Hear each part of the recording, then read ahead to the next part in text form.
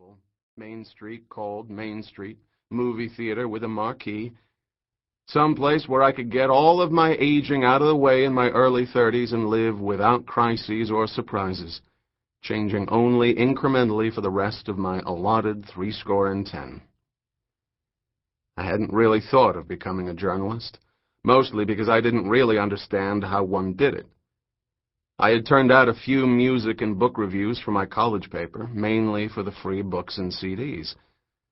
I would read or listen to something, write a couple hundred words about it, and a week later I'd see my name above some prose that bore a passing resemblance to what I had written. A racket, not a career. After graduation, I had stayed on in the same apartment I lived in during the year. I had no reason to be anywhere else. A month into that stagnant summer, I declined my father's offer/mandate to work as a paralegal at his friend's law firm in Indianapolis, where my father had moved after my parents finally split. He made me feel so guilty about not having a job that I went, for the first and only time, to Wickenden's Career Promotion Center. There I filled out questionnaire after questionnaire, and I talked to chipper recent grads with sweater sets and pearl necklaces, loafers, and the beginnings of beer guts. I looked through job ads that made no sense. My favorites were from the consulting firms. You will learn to implement strategic management protocol decisions, etc. I worried that I would turn into some sort of cyborg after 3 weeks at one of these places. I would return home for my first Thanksgiving and communicate via streams of ticker tape issuing from my mouth. After a couple of hours of career promoting, I felt certain that I would live a long, lonely, useless life and die alone and unmissed. Did I mention that I never bothered filling out any grad school applications? It's self-indulgent, I know, but this is what happens to the overachieving but essentially useless children of parents who raised their children to do well on tests but failed to equip them with the poison-tipped spurs of true ambition.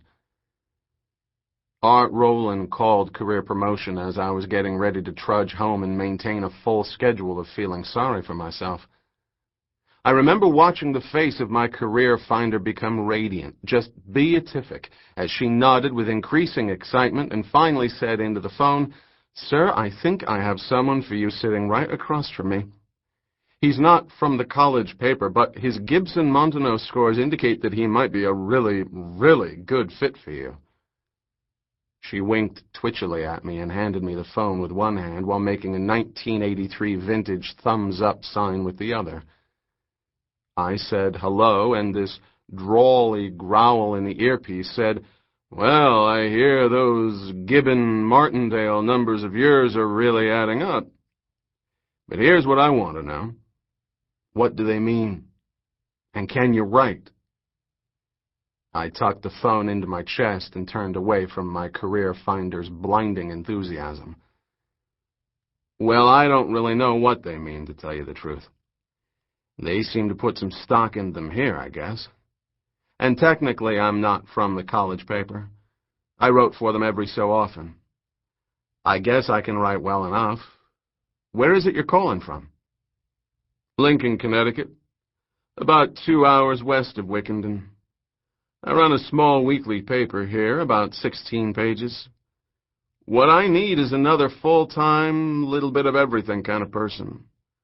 Right now, it's just me and a columnist, and we got an ad lady. The other full-timer we had just left, got a job in stores.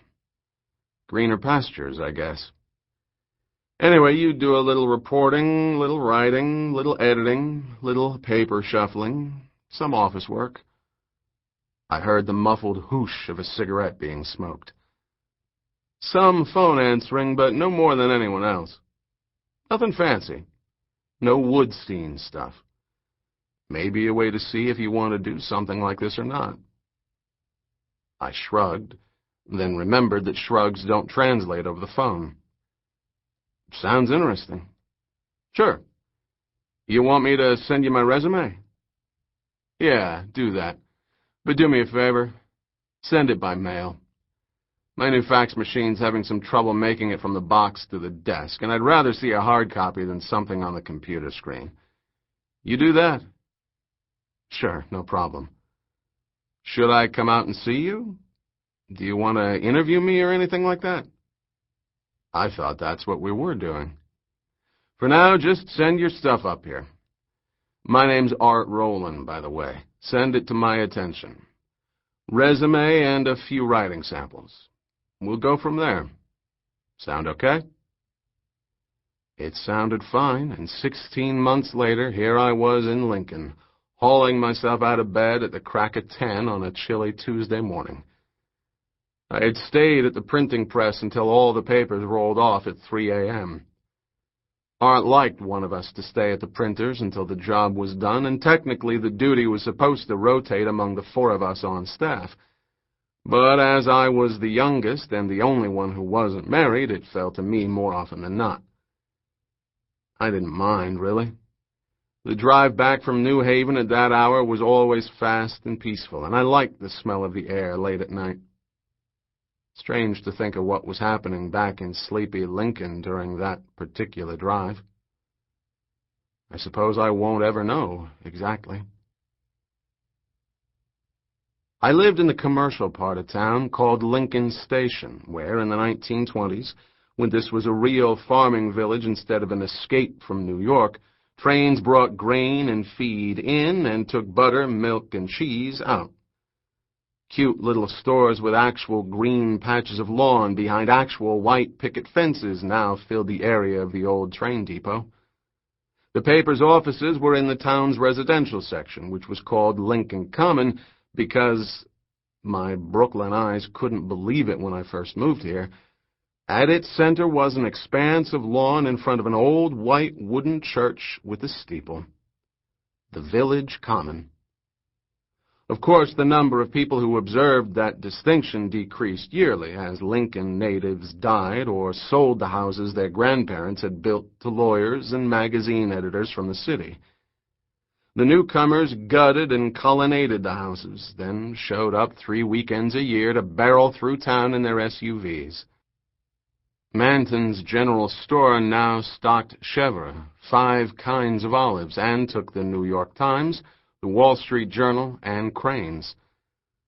Of course, I was a newcomer myself, but I had a rickety little compact, no life elsewhere, and, rarest of all honors, I was a friend of townies, the Rowlands. Anyway, I'm temperamentally inclined to talk about the good, or at least better, old days.